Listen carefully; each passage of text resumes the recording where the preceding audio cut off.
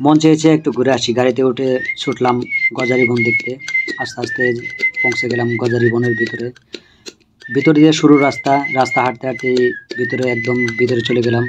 চলে যাওয়ার পরে দেখি চারপাশে খালি গজারির গাছ আর গাছ, গাছ, এতগুলো গাছ, খুব দেখতে সুন্দর লাগে।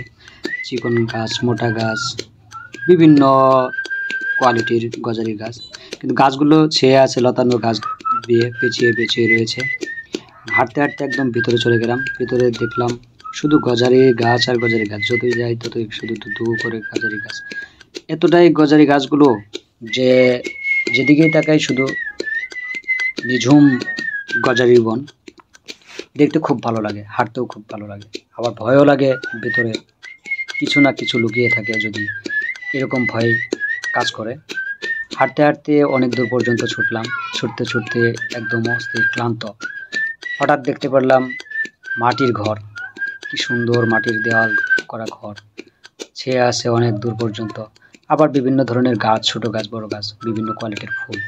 হাঁটতে হাঁটতে অস্থির, ক্লান্ত, অনেক দূর পর্যন্ত হাঁটতে হাঁটতে হাঁটতে হাঁটতে অস্থির, কিন্তু কোথাও শেষ নেই।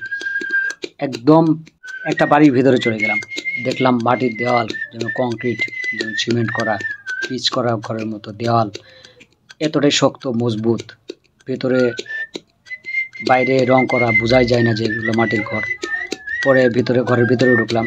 ভিতরে যে গিয়ে দেখি এত সুন্দর রং করা, এত সুন্দর কারুকাজ, কারেন্টের ওয়ারিং করা, ভিতরের পার্টিশন ঘর, রুম, ফ্যান, এত সুন্দর করে ঘর সাজিয়ে রেখেছে, ভিতরে রং করেছে, বোঝাই যায় না যে এগুলো মাটির দেওয়াল।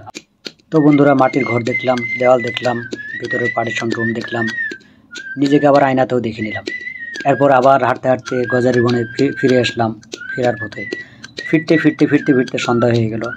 গজারির বন, মাটির দেওয়াল, মাটির ঘর কেমন লেগেছে সবাই অবশ্যই কমেন্টে জানাবেন। ধন্যবাদ সবাইকে, ভালো থাকবেন, সুস্থ থাকবেন। আবারও আসবো অন্য সময় অন্য কোনো ভিডিও নিয়ে। ধন্যবাদ সবাইকে।